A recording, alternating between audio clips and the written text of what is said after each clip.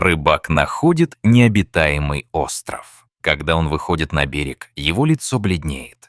Элиас, опытный рыбак с многолетним опытом работы на море, думал, что повидал все. Но во время недавней рыбалки он наткнулся на неизвестный остров, которого не было ни на одной из его карт.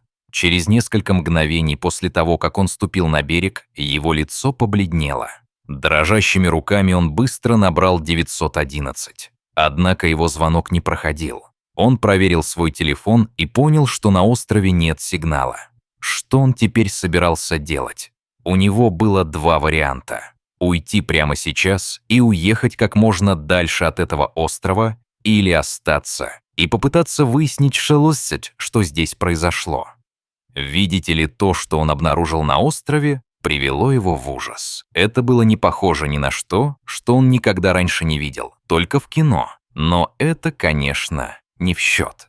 Оглядевшись, он понял, что, возможно, он здесь не один. Однако не это беспокоило его больше всего. Пока он медленно осматривал берег, высматривая, не появится ли кто-нибудь или что-нибудь еще. Внезапно он почувствовал, как что-то хрустнуло у него под ногой. Сначала он подумал, что это, вероятно, просто ветка или что-то в этом роде. Он не мог в это поверить, но он только что наступил на кость. Небо потемнело, и сильный ветер поднимал волны на поверхности океана. Надвигался шторм.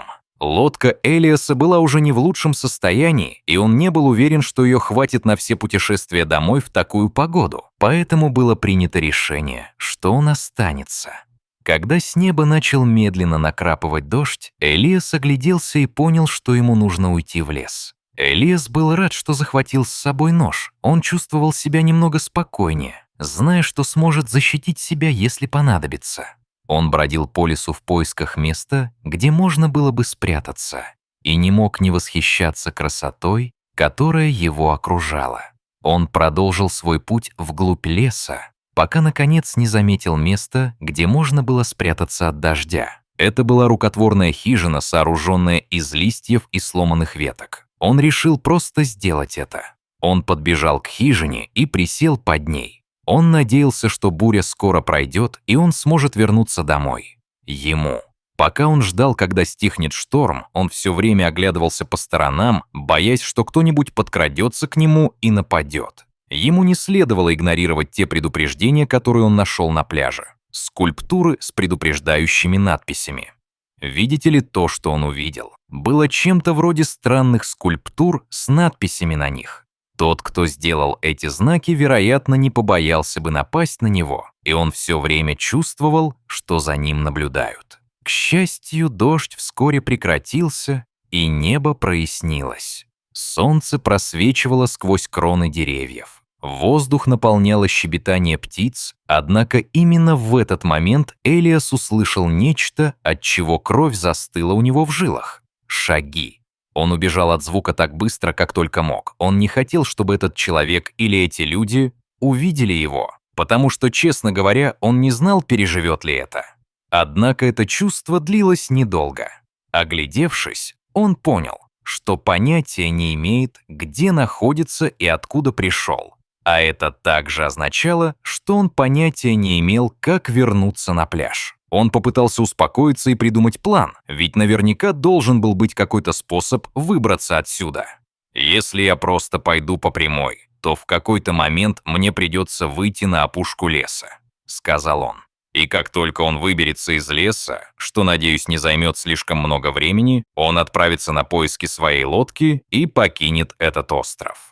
Он пытался сохранять позитивный настрой, но это было трудно, безнадежно, и он огляделся, пытаясь определить, в каком направлении двигаться. Поэтому он просто пошел в случайном направлении и решил придерживаться его.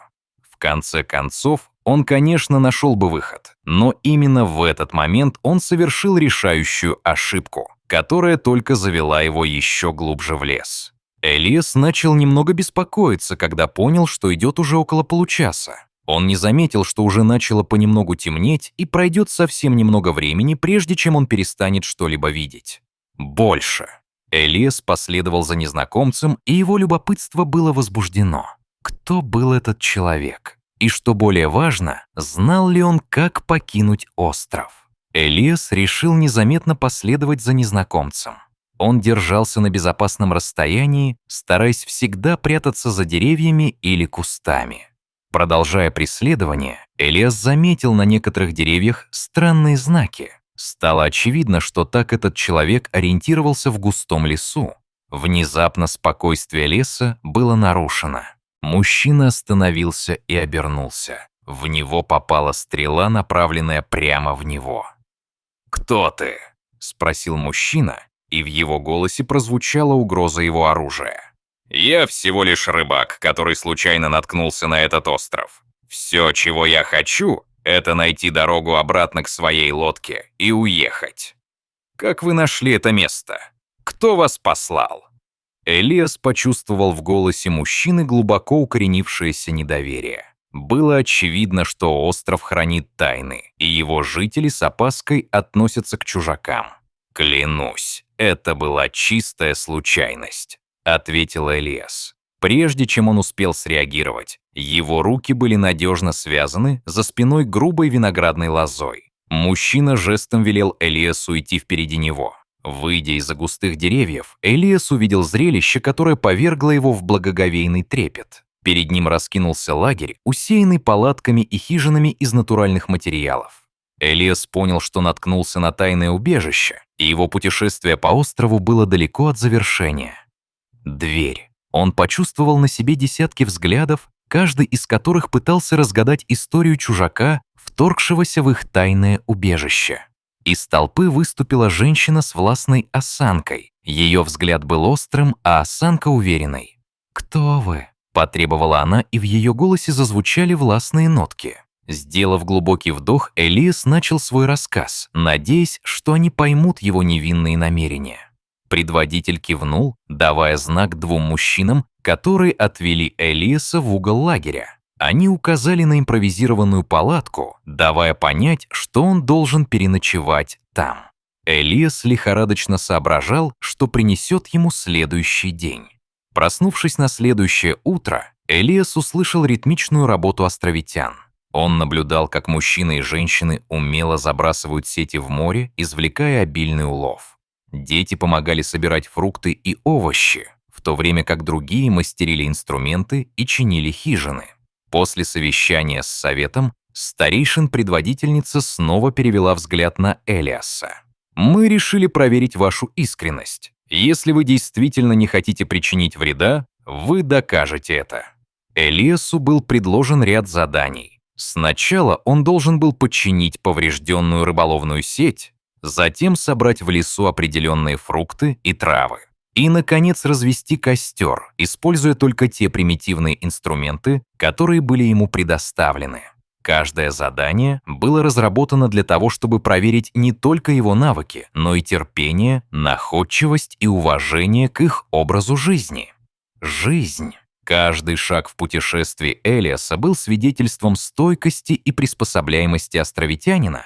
Несмотря на выступивший на лбу пот и царапины на руках, Элиас продолжал идти вперед. Он запомнил замысловатые узоры рыболовной сети, тщательно выбирал нужные растения и терпеливо ударял по камням, пока не полетели искры. Ведущая подошла к Элиасу с серьезным выражением лица. «Ваша последняя задача», — начала она, — «найти дорогу обратно к пляжу, откуда вы пришли, без каких-либо указаний. Из-за обширности острова и густой листвы было легко заблудиться, но он кивнул в знак согласия, решив проявить себя в последний раз. Казалось, прошли часы, прежде чем до ушей Элиаса донесся знакомый шум разбивающихся о берег волн. Продравшись сквозь последние заросли, он оказался на том самом пляже, где началось его приключение. Его охватило облегчение, когда он увидел вдали свою лодку, стоящую на якоре. Он успешно справлялся с трудностями, с которыми сталкивался на острове. Подходы. По возвращении в лагерь Элиас был встречен со смесью восхищения и скептицизма. Островитяне собрались вместе, обсуждая его достижения и неудачи вполголоса. После долгой паузы вождь наконец заговорил. «Элиас, ты проявил уважение, понимание и стойкость. Мы решили отпустить тебя.